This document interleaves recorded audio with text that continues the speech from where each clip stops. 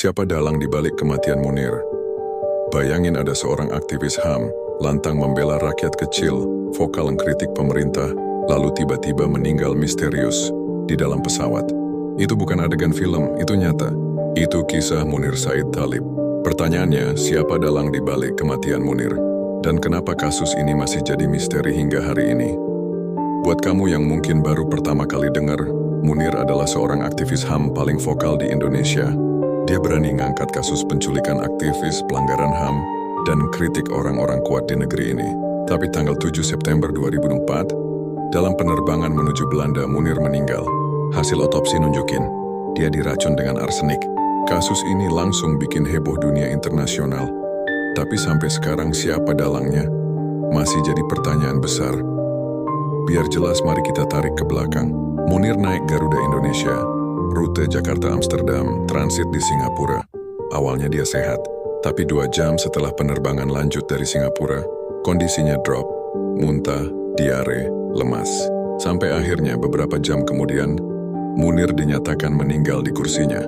Tim forensik Belanda kemudian nemuin racun arsenik di tubuhnya.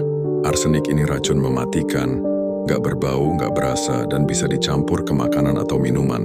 Pertanyaan yang muncul, siapa yang kasih racun itu? Dan kenapa Munir jadi target? Tersangka dan proses hukum. Nama yang pertama muncul adalah Polikarpus, seorang pilot Garuda. Dia disebut-sebut dapat surat penugasan khusus yang bikin dia bisa ikut di penerbangan Munir. Padahal jadwal aslinya gak ada. Polikarpus akhirnya dihukum, tapi banyak yang percaya dia cuma pion. Kenapa? Karena ada indikasi perintah lebih besar dari balik layar. Beberapa saksi, dokumen, bahkan komunikasi telepon nunjukin ada jejak keterlibatan pejabat intelijen saat itu. Tapi, proses hukum kayak berhenti di tengah jalan. Nama-nama besar nggak pernah benar-benar diungkap. Sekarang coba kita tanya, kenapa Munir?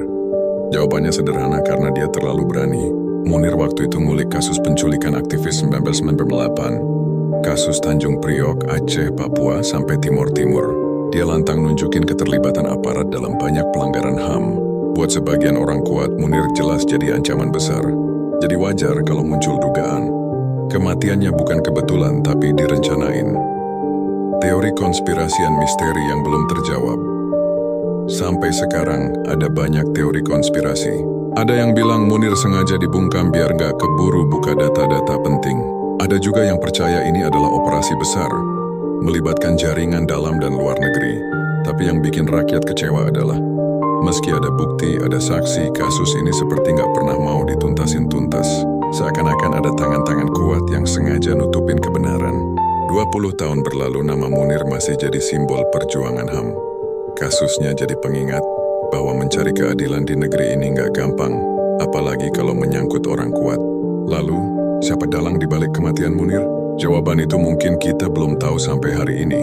Tapi satu hal pasti, Munir mungkin sudah tiada, tapi suara dan perjuangannya nggak akan pernah bisa dibungkam.